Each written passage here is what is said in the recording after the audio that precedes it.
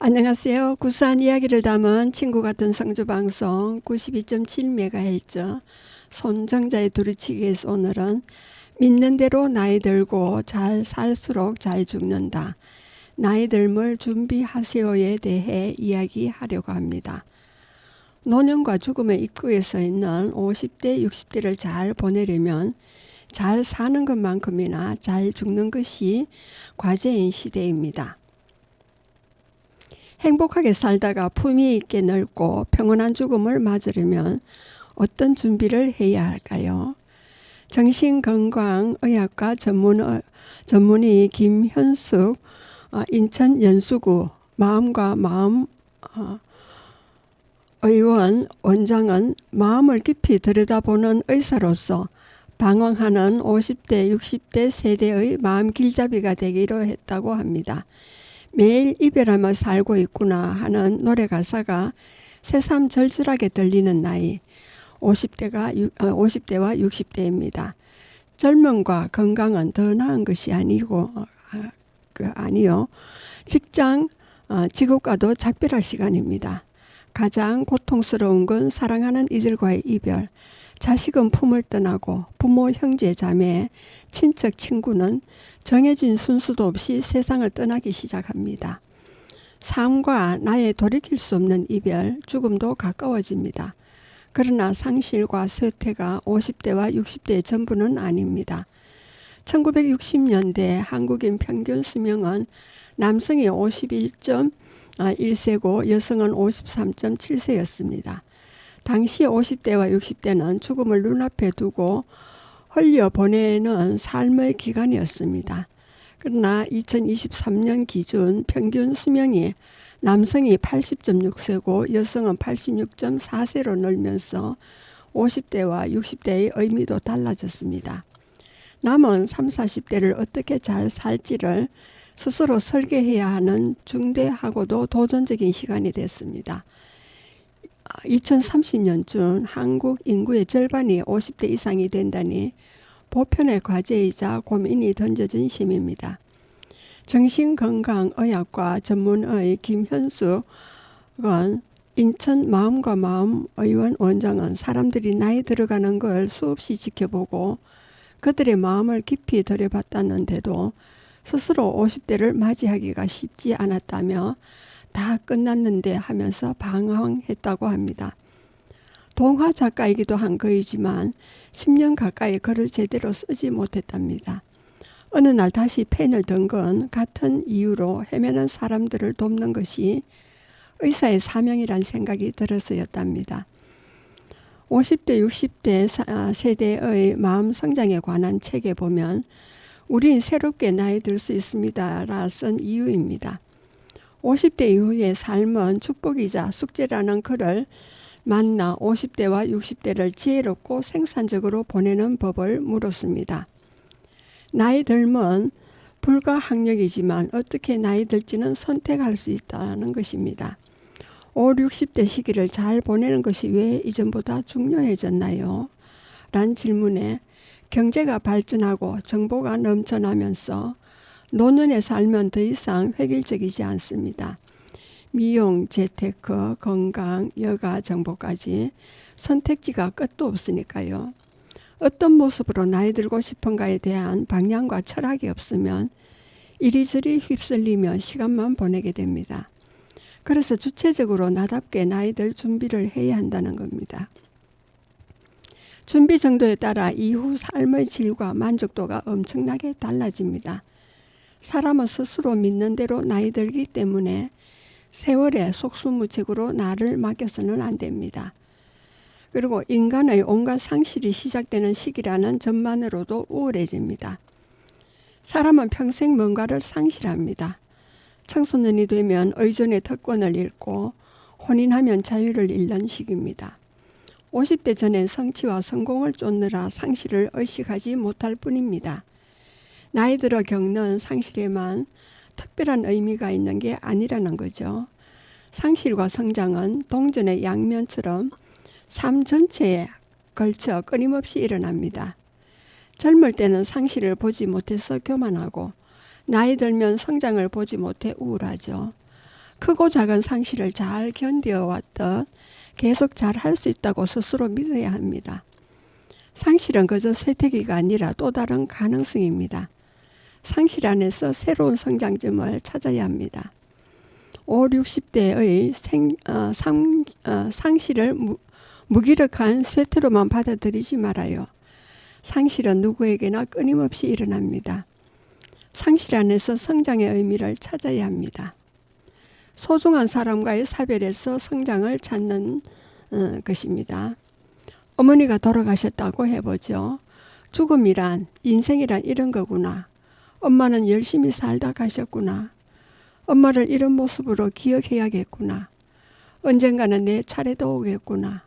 그런 생각들이 닥쳐오겠죠. 죽음을 기점으로 내 삶과 관계들을 돌아보는 겁니다. 사별을 겪으면 저마다 죽음에서 뭔가를 깨닫습니다. 사회적 지위, 학력 수준과 상관없습니다.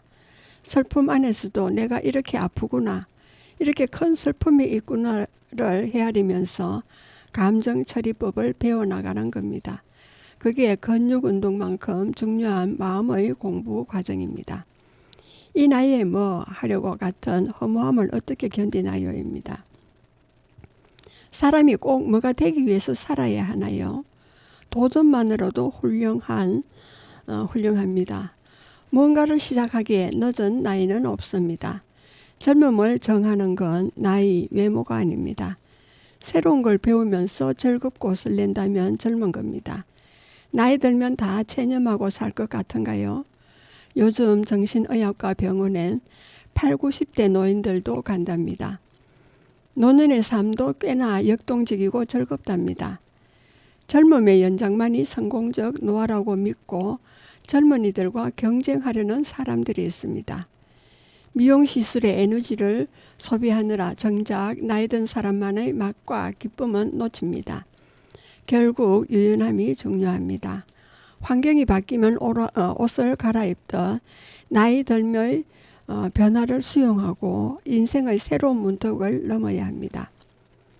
열심히 살아왔음에도 지금 내 삶이 마음에 들지 않으면 어떻게 하나요입니다. 다시 시작할 기회도 없으니 차라리 삶을 버리고 싶다는 환자가 있답니다. 자책하고 후회하는 그런 마음마저 받아들여야 합니다. 내 감정에 내가 공감해 주는 거죠. 나이 들수록 스스로에게 관대해져야 합니다. 내가 나의 친구이자 보호자가 되는 거죠. 나와의 화해랄까요? 그래야 타인, 세상과도 화해할 수 있습니다. 삶의 성적표를 받아들이고 어떻게 나이 들어갈지를 스스로 결정해야 합니다. 과거에 집착하는 퇴행하는 노화 대신 남은 인생을 잘 사는 성장하는 노화로 가야죠.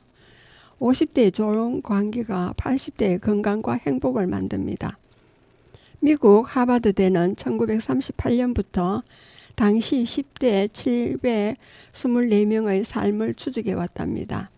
80년 넘게 쌓인 데이터의 결론은 노년의 행복도 콜레스테롤 수치도 교육, 재산 수준도 아닌 단단한 인간관계가 좌우한다는 것입니다. 50대의 양질의 인간관계를 누린 사람이 80대에 건강하고 삶에 만족할 확률이 높았다며 외로움과 고립은 독이었습니다. 관계가 그렇게 중요하다는군요.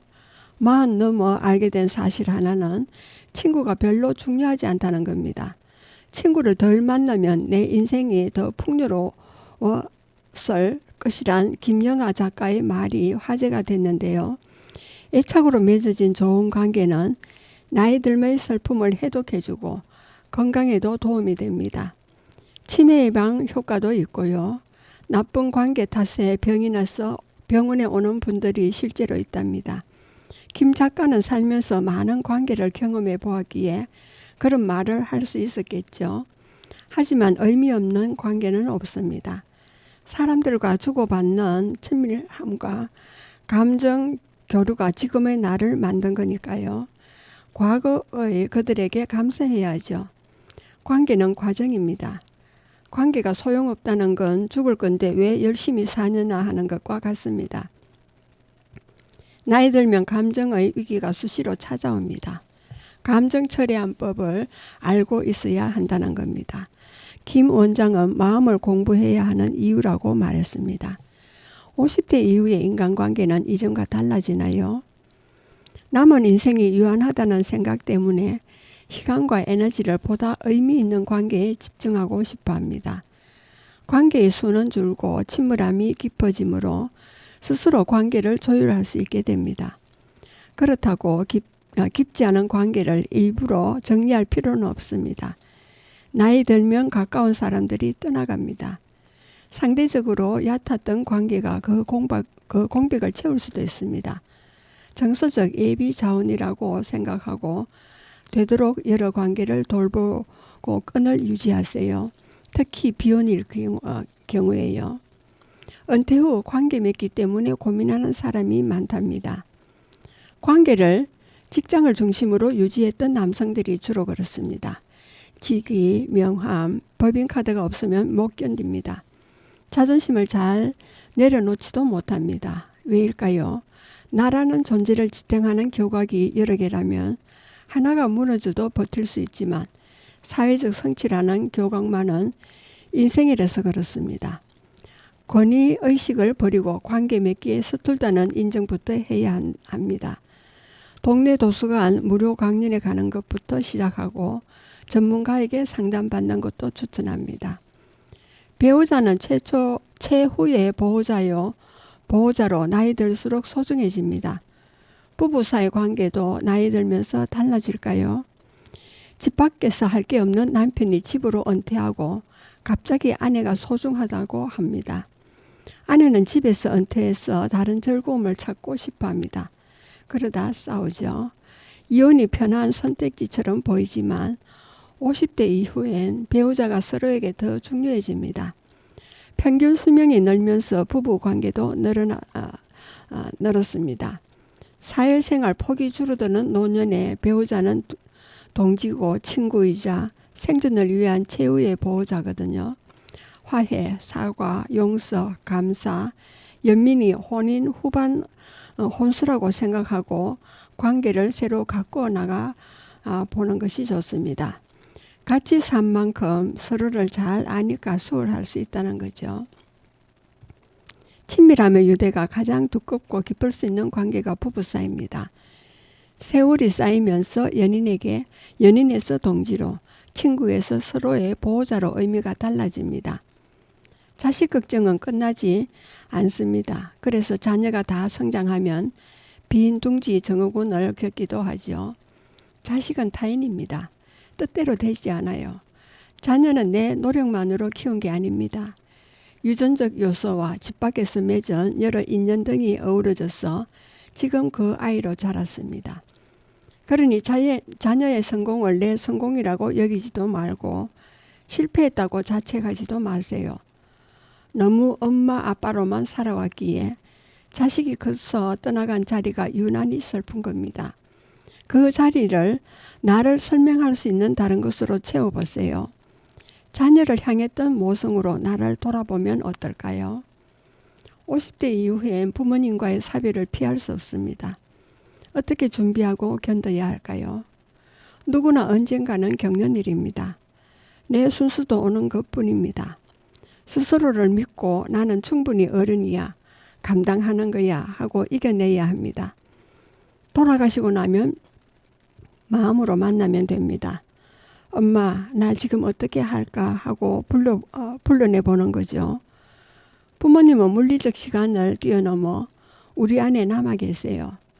육신의 관계는 유효기간이 있지만 정신적 관계엔 없습니다. 비행기 많이 태워드리는 게 효도라는 식의 강박도 내려놓으세요. 효도의 본질은 좋은 감정을 나누고 좋은 관계를 유지하는 겁니다. 나 자신의 죽음도 시시각각 다가오는 시기죠. 좋은 죽음이라는 게 있을까요?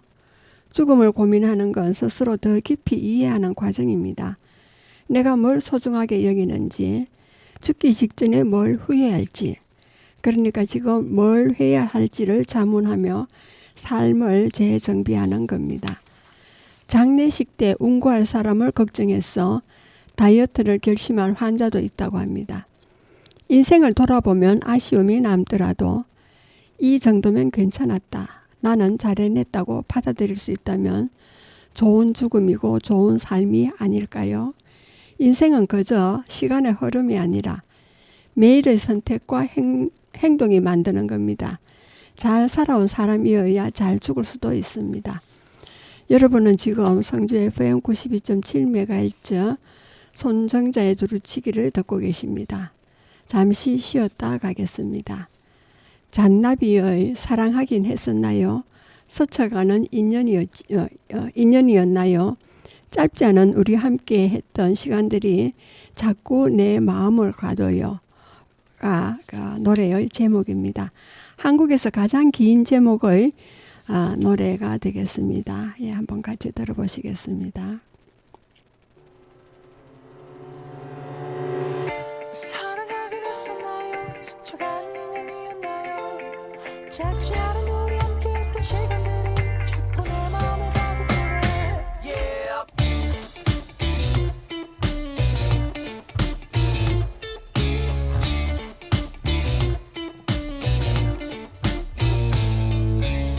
누가 내 가슴에다 불을 질렀나? 누가 내 심장에다 못을 박았나? 그때의 눈빛은 날 얼어붙게 해. 그때야 다시 내게 마음을 주어. Baby I need you. 사랑하긴 했었나요? 스쳐간 인연이었나요? 짧지 않은 우리 함께 했던 시간들이 자꾸 내 마음을 가둬두네. Love you, love you, love again, love again with you. 짧지 않은 우리 함께 했던 시간들이 자꾸 내 마음을 가둬두네. Baby I need you. 당신은 도대체가 누구시길래? 당신께 내가 무슨 죄를 졌길래? 쉽사리 내 맘을 준 죄밖에 없는데 네 다시 내게 믿음을 주어. Baby I need you. 사랑하긴 했었나요? 스쳐간 인연이었나요? 짧지 않은 우리 함께 했던 시간들이 자꾸 내 마음을 가둬두네. Love you, love you, love again, love again with you. 짧지 않은 우리 함께 했던 시간들이 자꾸 내 마음을 가둬두네. Baby I need you. 남 같아서 널 내 방에 가두고 널 내 품에 안고서 내가 어쩌다 이 지경에 이런 몫을 생각하지 않은지 찬물 마시고 정신 차리자. 어차피 넌 떠났으니까. Love again, still be do. I know you got away from me. 사랑하긴 했었나요? 스쳐간 인연이었나요? 짧지 않은 우리 함께 했던 시간들이 자꾸 내 마음을 가둬두네. Love you, love you, love again, love again with you. 짧지 않은 우리 함께 했던 시간들이 자꾸 내 마음을 가둬두네. Love you, love you, love again, love again with you. Love you, love you, love again, love again with you. 예, 계속하겠습니다. 상실감이 무엇인가에 대한 겁니다. 무엇을 잃어버린 듯한 느낌을 말합니다. 지독한 상실감은 죽음을 부릅니다. 브로큰 하트는 상심은 숱한 대중가요 속에 등장하는 흔한 노랫말입니다. 흔한 노랫말이라고 합니다. 이런 곡들은 사랑하는 이와 헤어짐은 곧 죽음을 의미한다는 노래로 사람들을 끌어들입니다. 우리 대중가요뿐 아니라 미국이나 유럽, 일본, 중국 등 해외의 노래들도 마찬가지입니다. 수많은 문학에도 연인의 죽음을 슬퍼한 나머지 살아갈 의지를 잃은 주인공이 심심찮게 등장합니다.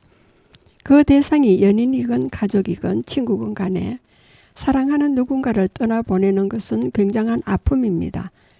여기서 알아야 할 사실 하나는 극도의 상실감이 엄습할 경우 자칫 남겨진 이들의 생명이 위태로워질 수도 있습니다.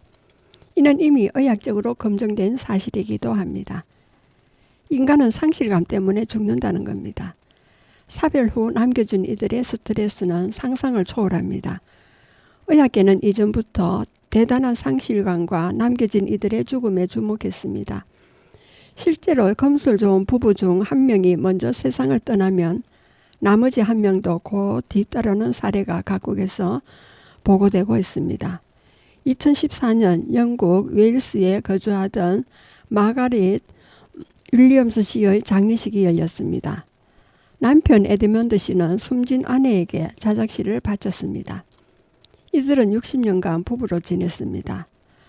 아흔이 가까운데도 손을 잡고 산책에 나설 정도로 서로 사랑했습니다. 마거리 씨가 세상을 떠난 지 일주일이 지나자 에드먼드 씨마저 생을 마감했습니다. 지독한 슬픔에 찌든 채 하늘나라로 떠났다는 게 지인들의 설명입니다. 결국 마거리 씨를 안장한 흙이 마르기도 전에 남편의 관이 합장됐습니다. 이웃들은 각별한 부부가 죽은 뒤에도 하나로 맺어졌다고 생각했습니다. 1952년 볼링장에서 만나 같은 해 혼인한 미국 캘리포니아 베이커스필드의 인고 부부 돈과 맥신 심슨도 비슷한 케이스입니다. 남편 돈은 아내 맥신이 87세로 사망하자 눈물을 뚝뚝 흘리다 불과 4시간 뒤 세상을 떠났습니다. 우리나라에도 있었습니다. 제가 직접 경험한 일입니다. 70년 넘게 함께 살아온 할머니가 죽어 장례날 아침 할아버지도 사망해 아내의 장례 시간을 몇 시간 미룬 뒤 함께 장례를 치르는 것을 직접 경험하기도 했습니다. 2018년 카나가와에서는 50년 넘게 함께 산 부부가 하루 사이로 생을 마감했다는 신문 기사가 나기도 했습니다. 먼저 떠난 쪽이 82세 할머니였는데 남겨진 할아버지는 하루 뒤 자택에서 숨진 채 발견되었습니다. 장수 국가로 유명한 일본의 경우 아내가 세상을 떠나면 남편이 얼마 살지 못한다는 통계도 있습니다. 상실과 죽음의 과학적 연관성입니다. 남미 사람들은 사랑하는 사람을 보낸 슬픔을 간직하고 이들을 기리는 축제를 벌인다고 합니다.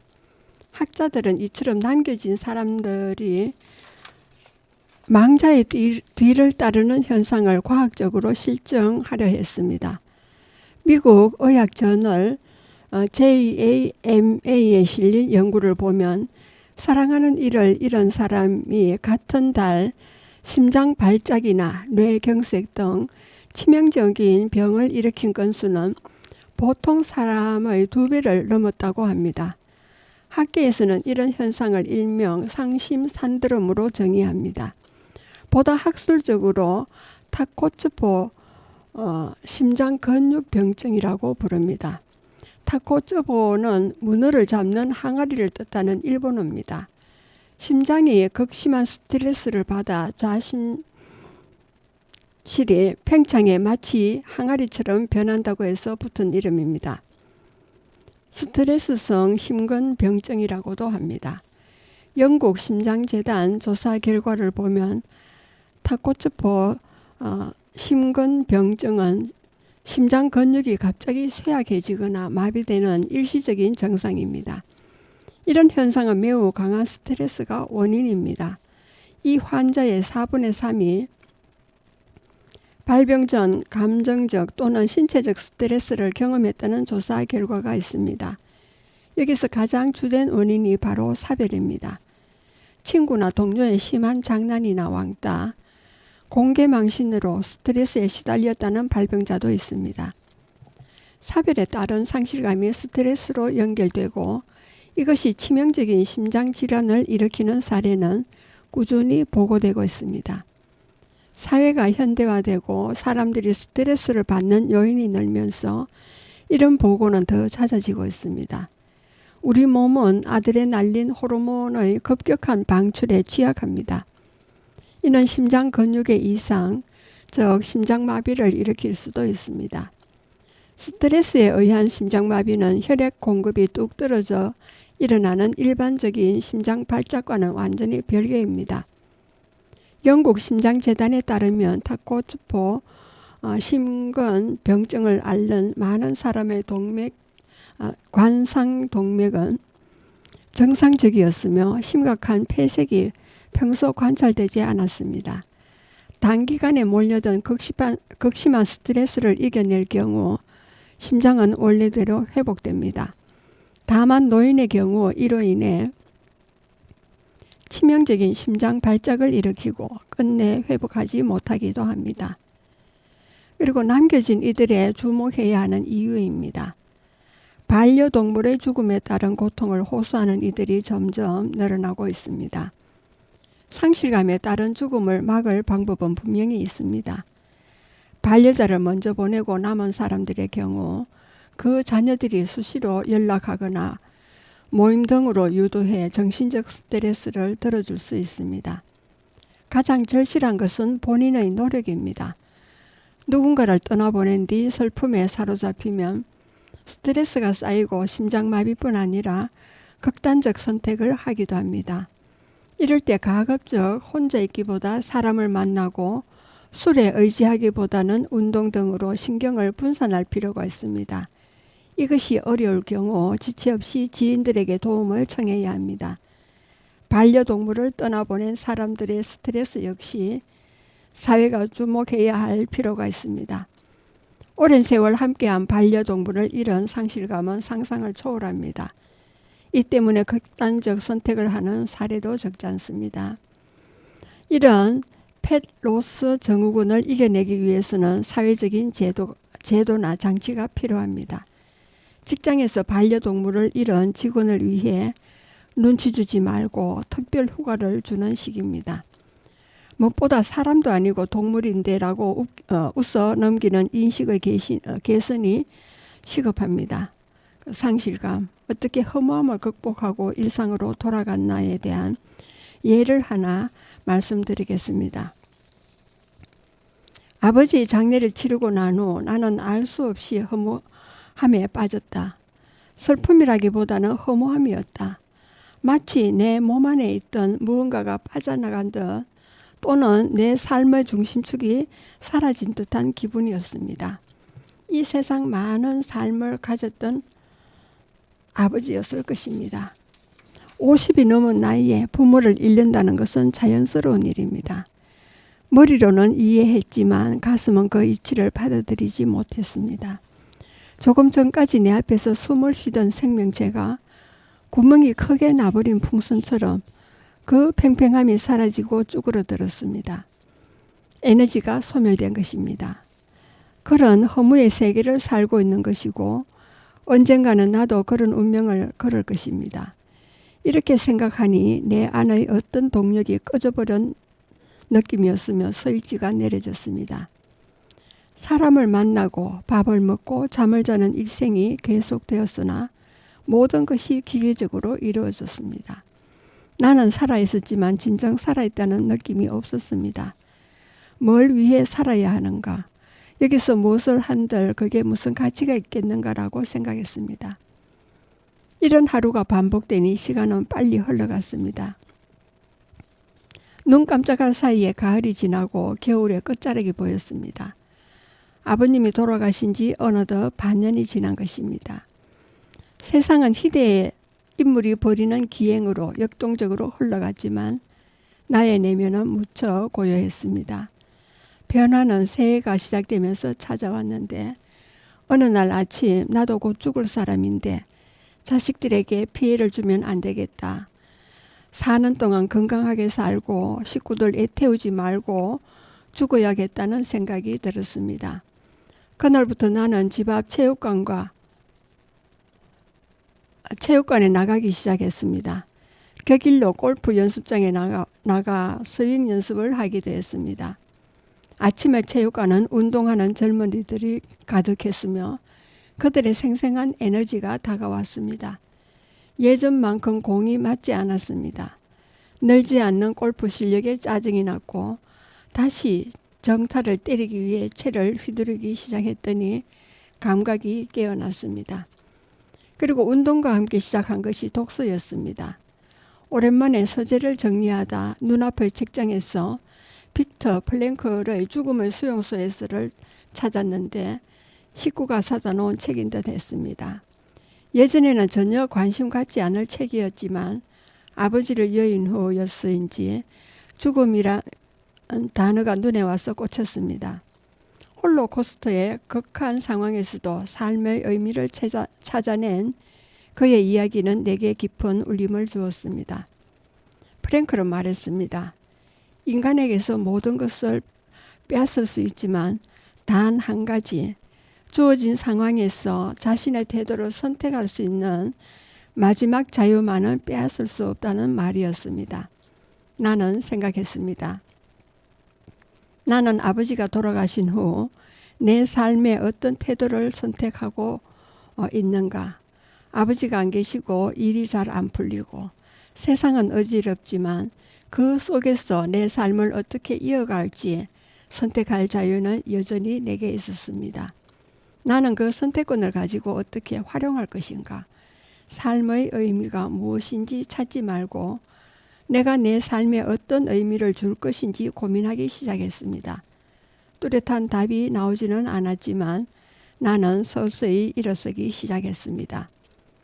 봄이 왔을 때 나는 변화를 느꼈는데 꾸준히는 못하지만 그 길로 체육관을 가고 골프 연습장을 찾았습니다. 독서는 다시 나의 취미가 되었고요. 무엇보다 중요한 것은 내가 다시 지금 여기에 존재함을 느끼게 되었다는 것입니다. 봄볕의 햇살, 연락해오는 지인, 커피 한 잔의 향기가 모두 소중하게 느껴졌습니다. 자주 보던 사람일지라도 이 봄에 다시 만나니 그 의미가 다르게 느껴졌습니다. 삶을 계속되고 있었고 나는 그 흐름 속에 다시 서 있었습니다. 아버지가 돌아가시고 삶의 의미를 생각해 보았습니다. 나는 내 삶을 어떤 의미로 채울 것인가? 하루하루를 기억하고 소중하게 보내고 싶었습니다. 다시 못할 말을 하고 좋은 가치를 전하며 다른 사람에게 긍정적인 의미를 만들어주고 싶게 되었습니다. 이러다 보면 내 삶의 의미도 찾아지지 않을까요? 이렇게 나의 상실감을 극복하고 다시 살게 되었다고 합니다. 우리는 매일 TV로 갑작스러운 사고 소식을 접하며 당사자에는 미치지 못하지만 함께 마음 아파합니다. 갑작스런 사고로 가족을 잃은 상실감 극복 방법입니다. 예기치 못한 상실의 충격입니다. 갑작스러운 사고는 정신적 트라우마와 함께 현실을 받아들이지 못하게 만드는 충격을 줍니다. 시간이 멈춘 듯한 감정, 현실 부정, 심한 무기력감은 자연스러운 반응입니다. 이거 복잡한 감정 이해하기입니다. 사고로 인한 상실은 단순한 슬픔을 넘어 원망, 죄책감, 공허감 등 다양한 감정을 동반합니다. 이 모든 감정은 잘못된 것이 아니며 있는 그대로 느끼는 것이 중요합니다. 그리고 감정을 억누르지 않기입니다. 슬픔은 억누를수록 깊어집니다. 울고 싶다면 울고 믿을 수 있는 사람과 대화하거나 감정을 글로 풀어보세요. 감정을 표현한 것이 치유의 시작입니다. 충격 직후 어떻게 대처해야 하나입니다. 중요한 결정은 최대한 미루세요. 이사나 재산 처분 등 규칙적인 수면과 식사로 신체 회복을 먼저 챙기거나 가까운 가족이나 친구에게 의지하세요. 죄책감과 분노 다루기입니다. 사고는 누구나 예측할 수 없습니다. 그때 내가라는 후회는 자연스럽겠지만 스스로를 탓하지 마세요.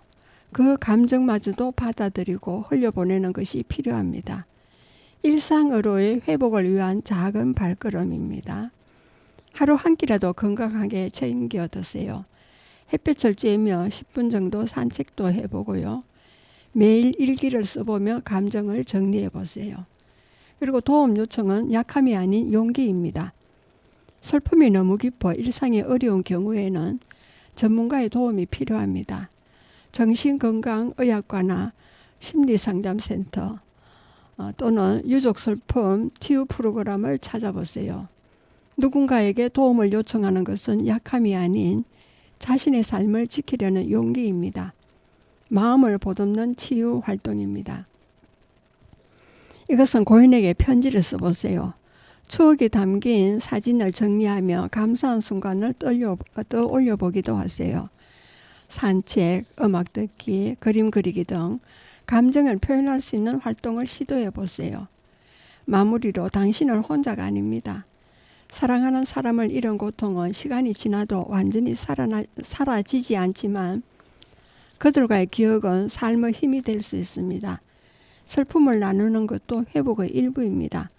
당신은 결코 혼자가 아닙니다. 여러분은 지금 성주 FM 92.7MHz에서 손정자의 두루치기를 듣고 계십니다. 잠시 쉬었다 가겠습니다.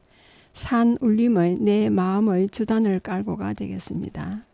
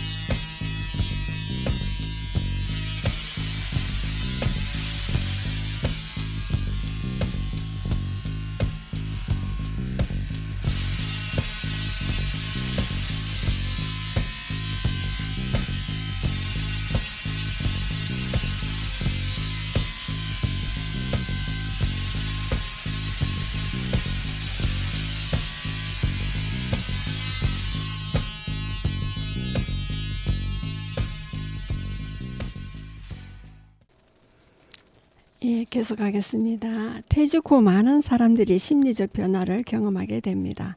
그 중에서도 상실감과 불안감은 가장 일반적입니다. 이러한 감정은 새로운 삶의 단계를 준비하는 과정에서 자연스럽게 나타나는 반응이고, 이를 극복하기 위해 다양한 방법이 필요합니다. 전문적인 상담을 받거나 개인적인 성장 활동을 통해 이러한 감정을 관리하는 것은 매우 중요합니다. 퇴직 후의 심리적 변화 이해하기입니다. 퇴직 후 사람들은 흔히 심리적 변화, 특히 상실감과 불안감을 경험하게 됩니다.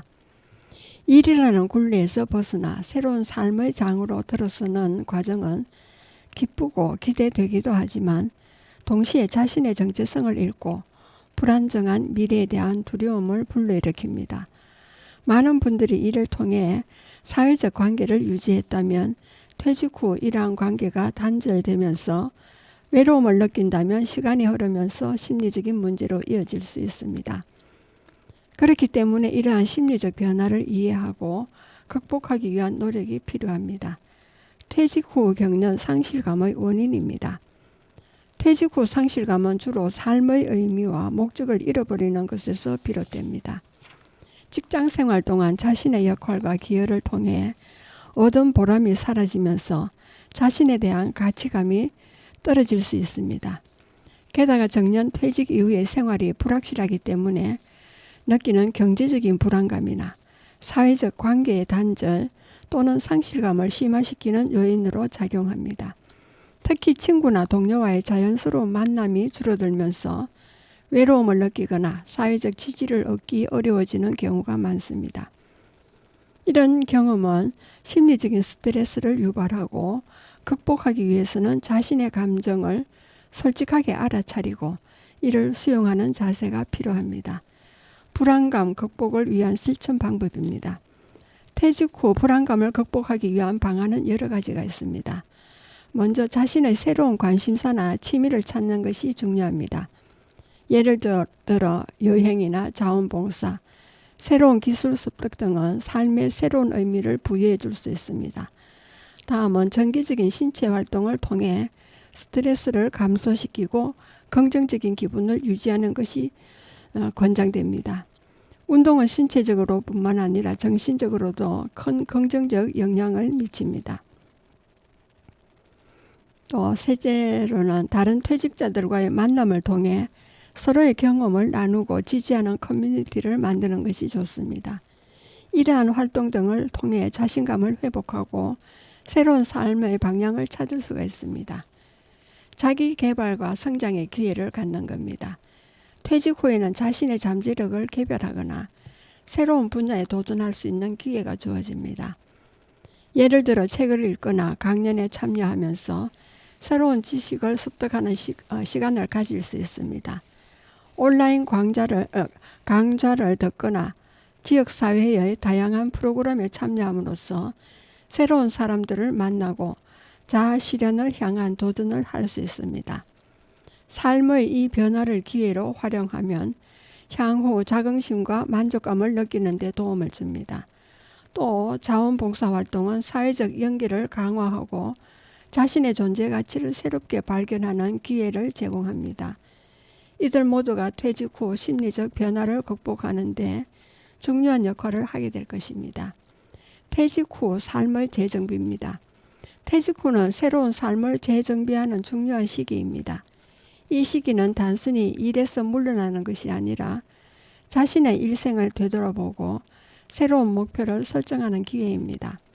이러한 과정에서 자기 이해를 높이고 다양한 경험을 통해 자신의 성장을 도모하는 것이 필수적입니다.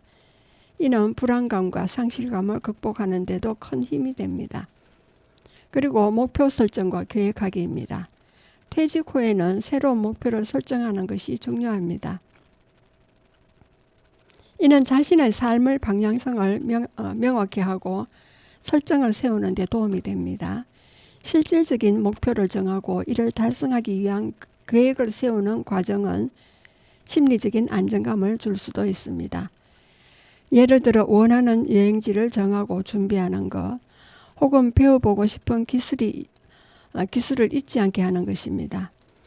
이처럼 목표를 세우고 그것을 향해 나아가는 과정은 일상 속에서 의미를 찾고 불안감을 드러내는 데 기여합니다. 사회적 연결망 확장하기입니다. 퇴직 후 새로운 사회적 연결망을 만드는 것도 매우 중요합니다. 퇴직자 모임이나 취미 생활을 통해 사람들과의 만남을 늘리고 함께 할 수 있는 활동을 찾아보는 것이 좋습니다. 예를 들어 정기적인 클래스를 등록하거나 지역사회의 여러 자원봉사 단체에 참여할 수 있습니다. 이렇게 하면 새로운 사람들을 만나게 되고 다양한 경험을 나누며 상호 작용할 수 있는 기회를 가질 수 있습니다. 사회적 네트워크는 정신건강에 긍정적인 효과를 미치고 불안감을 줄이는 데 큰 도움이 됩니다. 정서적 관리와 지원받기입니다. 퇴직 후 느끼는 감정은 종종 복잡하고 혼란스러울 수 있습니다. 이런 감정을 잘 관리하기 위해서는 누군가와 소통하는 것이 중요합니다. 친구, 가족 또는 심리 상담사와의 대화는 감정의 소신처가 되어줄 수 있으며 필요할 경우 전문가의 도움을 받는 것도 좋은 선택입니다. 정서적으로 지지받을 수 있는 환경을 만드는 것은 불안감을 감소시키고 자신을 더 잘 이해하는 데 도움을 줍니다. 긍정적인 변화로의 전환입니다. 퇴직 후의 시간은 비록 도전적으로 느낄 수 있지만 동시에 긍정적인 변화의 기회로 바라볼 수 있습니다. 이를 통해 새로운 자기 발견과 성장이 가능하며 삶의 질을 높이는 데 도움이 됩니다. 중요한 것은 이러한 변화를 수용하고 적응하는 것입니다. 만약 주변의 지원이 필요하다면 주저하지 말고 적극적으로 도움을 요청하는 것도 좋습니다. 자신만의 기준으로 삶의 의미 찾기입니다. 퇴직 후의 삶에서 자신만의 기준으로 의미를 찾는 것은 매우 중요합니다. 누군가의 기대나 사회의 일반적인 기준이 아닌 자신의 가치관에 따라 목표를 세우는 것이 필요합니다. 이를 통해 진정으로 원하는 삶의 방향성을 찾고 스스로에게 의미와 목표를 부여하는 과정이 진행됩니다. 이는 결국 자신이 원하는 삶을 사는데 큰 도움이 될 것입니다. 그리고 새로운 기회를 수용하기입니다. 퇴직 후에는 전혀 새로운 기회를 경험할 수 있습니다. 다양한 분야에서 새로운 가능성을 탐구할 수 있는 시간이 있습니다. 이 과정에서 열린 마음을 유지하는 것이 중요하며 새로운 경험들을 통해 자신을 재발견하게 됩니다. 이런 경험들은 인생을 더욱 풍요롭게 하며 긍정적인 변화를 이끌어낼 수 있습니다. 그리고 퇴직 후 심리적 변화입니다. 상실감과 불안 극복하기에 대했습니다. 퇴직 후 많은 사람들이 경험하는 심리적 변화는 개인의 삶에 큰 영향을 미칩니다. 퇴직 후 상실감이나 불안감 등은 매우 흔한 감정으로 이는 새로운 환경에 적응하는 과정에서 나타납니다. 퇴직이라는 큰 변화를 맞이하면서 과거의 일과 업무에서 느꼈던 성취감과는 달리 자신의 정체성이 흔들리는 등 다양한 심리적 어려움을 겪을 수 있습니다. 이러한 변화는 누구에게나 발생할 수 있지만 그로 인해 우울증이나 불안 장애로 발전할 가능성도 있으므로 적극적인 대처가 필요합니다. 퇴직 후 상실감의 원인 분석입니다. 퇴직 후 상실감은 몇 가지 요인으로 인해 발생합니다. 첫 번째로는 사회적 지위의 변화가 있습니다. 대부분의 사람들은 직장에서의 지위를 통해 자기 가치를 느끼며 퇴직 후 이러한 지위를 잃게 되면 자아 정체성의 혼란을 겪게 됩니다. 두 번째로는 일과의 단절입니다. 일은 사회적 관계를 맺고 안정된 일상을 만들어주는 중요한 요소인데 퇴직 이후 이러한 일상이 무너질 수 있습니다. 마지막으로 경제적 불안감도 큰 요인입니다. 정기적인 수입이 끊긴 상태에서의 불안감은 상실감을 더욱 심화시킬 수 있습니다. 이러한 여러 요소들은 각각의 개인에게 다르게 작용하며 각자의 방식에서 극복할 필요가 있습니다. 불안감 극복을 위한 대처 전략입니다. 불안감은 극복하기 위한 여러 가지 전략이 있습니다. 먼저 새로운 목표를 설정하기입니다. 퇴직 후에는 다양한 경험을 통해 새로운 목표를 세우고 이를 이루기 위해 노력하는 것이 중요합니다. 새롭게 배우고 싶은 기술이나 취미를 만들어내면서 삶의 의미를 부여할 수 있습니다. 다음은 사회적 관계의 확대입니다. 다양한 모임이나 커뮤니티에 참여함으로써 새로운 사람들과의 관계를 형성하고 퇴직으로 인한 고립감을 줄일 수 있습니다. 그리고 다음으로는 전문가의 도움을 받는 것입니다. 정신적 어려움이 지속될 경우 전문 상담사와의 상담을 통해 문제를 해결하는 것도 효과적입니다. 이러한 노력을 통해 불안감을 극복하고 더 나은 삶의 질을 유지할 수 있습니다. 정서적 안정성을 높이는 방법입니다.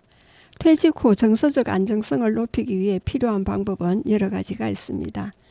먼저 규칙적인 생활을 유지하는 것이 중요합니다. 규칙적인 일과를 통해 삶의 리듬을 만들어주며 신체적 건강도 지킬 수가 있습니다. 다음은 명상이나 요가와 같은 스트레스 해소 방식을 활용하는 것입니다. 이러한 활동을 마음을 차분하게 하고 정서적 안정을 회복하는 데 도움이 됩니다. 또 다음으로는 친구나 가족과의 소통을 적극적으로 하는 것입니다. 소중한 사람들과의 대화는 감정을 나누고 서로의 지지를 받을 수 있는 좋은 방법입니다. 이러한 방법들을 통해 안정된 정서 상태를 유지하게 되면 퇴직 후 겪는 다양한 심리적 문제들을 효과적으로 관리할 수가 있습니다. 퇴직 후 삶의 재조명입니다. 새로운 시작으로 나아가기죠. 퇴직 후의 삶은 새로운 시작을 위한 좋은 기회가 될 수 있습니다. 많은 사람들이 퇴직을 통해 자유로운 시간을 갖고 그동안 해보지 못했던 일들을 시도하게 됩니다. 이러한 경험은 삶을 더 풍부하고 다채롭게 만들 수 있습니다. 이전 직장에서의 고정관념을 넘어서는 기회를 제공하고요. 또 퇴직 후에는 자신의 꿈이나 관심사에 대해 더 집중할 수 있는 소중한 시간이 생기게 됩니다. 이를 통해 자신이 정말 원하는 삶의 방향을 잡고 이를 실현하기 위한 많은 노력을 기울일 수 있습니다. 새로운 취미와 자기 개발입니다. 퇴직 후 새로운 취미를 찾는 것은 매우 중요합니다. 이를 통해 일상생활에 즐거움을 더하고 스트레스를 풀 수 있는 좋은 방법이 됩니다. 예를 들어 그림 그리기, 글쓰기, 정원 가꾸기와 같은 창의적인 활동은 각 개인의 감정을 표현하는 데 큰 도움이 됩니다. 또 새로운 기술을 배우는 자기 개발의 기회를 가질 수도 있습니다. 온라인 강의나 지역사회 교육 프로그램을 통해 새로운 지식을 쌓고 이를 통해 개인적인 성장을 이루는 것이 가능합니다. 새로운 취미는 또한 사회적 교류를 높이는 데 큰 역할을 하며 이를 정서적 안정에도 긍정적인 영향을 미칩니다. 그리고 봉사활동과 사회공헌입니다. 퇴직 후 봉사활동에 참여하는 것은 삶의 의미를 재발견하는 훌륭한 방법 중 하나입니다. 자원봉사나 사회공헌 활동에 참여함으로써 자신이 가진 경험과 지식을 다른 사람들과 나누고 이를 통해 얻는 기쁨을 이루 말할 수 없이 큽니다. 봉사활동을 통해 새로운 사람들을 만나고 서로의 이야기를 나누며 세상과의 유대감을 강화할 수 있습니다. 또 사회에 긍정적인 영향을 미치는 일을 함으로써 자신이 가치 있는 존재임을 확인하고 새로운 자아를 발견하는 기회가 되기도 합니다. 이러한 노력은 퇴직 후 삶의 질을 크게 향상시키는 기초가 될 것입니다. 다양한 경험은 성장의 기회이기도 합니다. 퇴직 후의 심리적 변화는 성장과 재발견의 기회가 될 수 있습니다. 사람은 언제나 변화하는 존재이고 이러한 변화는 새로운 가능성을 열어줍니다. 상실감이나 불안감이 있더라도 이를 이해하고 받아들이며 자신을 정제해 나간다면 보다 나은 삶을 만들어 나갈 수가 있습니다. 긍정적인 마음가짐과 함께 새로운 경험을 추구하고 다양한 사람들과 소통하며 삶의 의미를 다시 찾아가는 것이 중요합니다. 퇴직 후의 새로운 전기를 통해 개인적인 성장을 이룰 수 있는 좋은 기회가 되리라고 믿습니다. 예, 여러분은 지금까지 성주 FM 92.7MHz에서 손정자의 두루치기를 들으셨습니다. 마지막 음악을 듣겠습니다. 박정식의 멋진 인생이 되겠습니다.